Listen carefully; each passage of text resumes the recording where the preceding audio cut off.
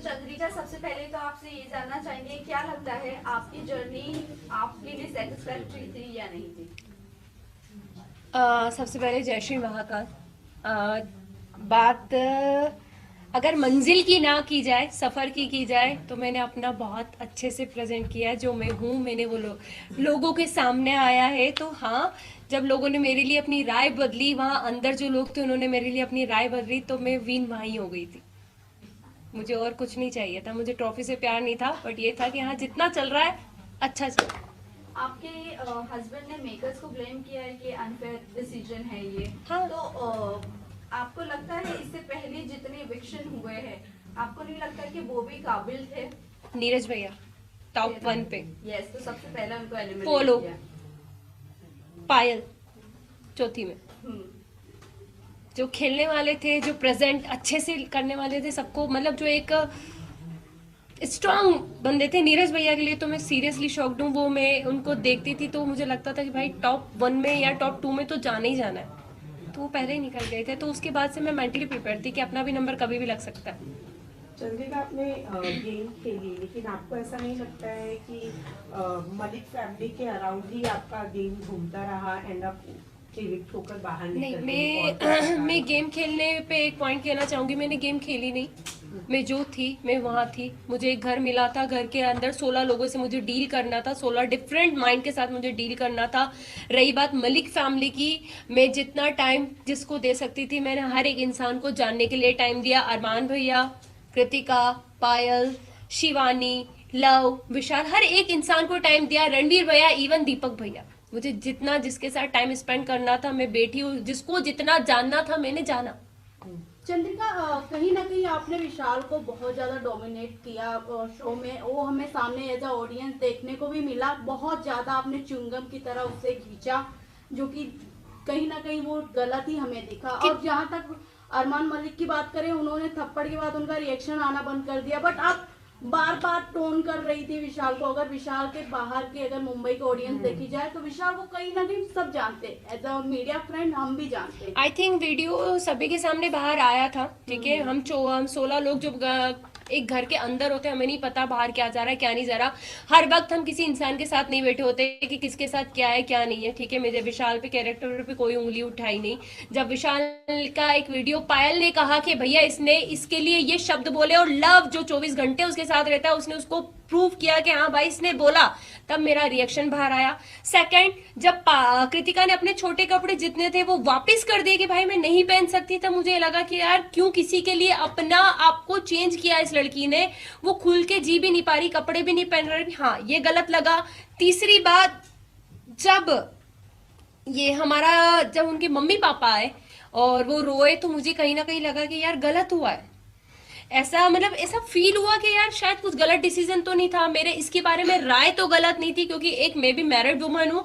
कोई मुझ पे भी ऐसे उठाएगा, क्वेश्चन उठाएगा, तो मेरे पति को बुरा लगेगा। तो मुझे उस वक्त बुरा लगा, मैंने विशाल का साइड लेना बंद कर दिया। बट जब उसके मम्मी पापा ने बोला, सारी चीजें हुई, हाँ मुझे हर्ट हुआ। मैंने उससे हाथ जोड़ के माफी भी मांगी। मैं किसी से वहां घमासान दुश्मनी मोल लेने नहीं जा रही थी। मैं किसी को, कैरेक्टर को कभी जज नहीं करती। मैं वो लड़की हूँ कि लोगों ने अभी तक मुझे जज करा है, तो मैं कभी किसी को जज नहीं करती।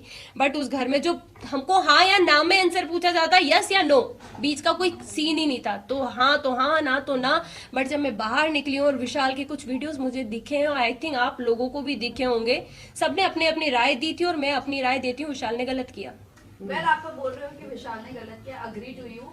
बट द थिंग इज कि आपने शिवानी को जाकर कहा था, आपने शिवानी को बोलने की भी कोशिश की, आप उसके साथ सेफ कैसे फील कर सकती हो? आप सेफ फील वर्ड नहीं यूज किया मैंने। भी बोला, नहीं बोला था। मुझे एक ही सवाल है, बाहर आकर आपको अरमान मलिक के बारे में भी बहुत सारी चीजें पता चली नहीं चली। मैंने आपको अभी कितना तक मुझे लगता है कि अरमान मलिक सेफ है वहां पर लड़कियों के लिए? एक सेकेंड में आपसे बात कंप्लीट कर देना चाहती हूँ। आपका क्वेश्चन, मैंने कभी शिवानी को विशाल के साथ उठना बैठने के लिए मना नहीं करा। मैंने अपनी एक राय रखी, क्योंकि जब वो सीन हुआ था उसके 2 दिन के बाद मैं उस जगह से हट चुकी थी। शिवानी बहुत अच्छे से, शिवानी हमसे कहा था दीदी आप हमारे साथ क्यों नहीं बैठते, तो मैंने 2 दिन के बाद शिवानी को ये जवाब दिया, शिवानी सिर्फ आपसे एक चीज पूछेंगे कि आप एक गांव की लड़की हो, आप एक मतलब बहुत बड़ा मैटर था, हर चीज थी, एक किसी का सामने आया था, तो हमने बस उससे इतनी बात पूछी थी कि शिवानी आप वहां बैठ के कैसे हंस सकती हो, आप उस इंसान को गलत क्यों नहीं बोल रही हो, मुझे बस एक चीज बताओ।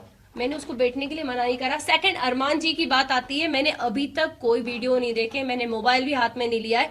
जब उनकी सारी मैं धीरे देखूंगी जो चीज हुई है, अगर वो गलत होंगे तो मैं उन्हें गलत जरूर बोलूंगी।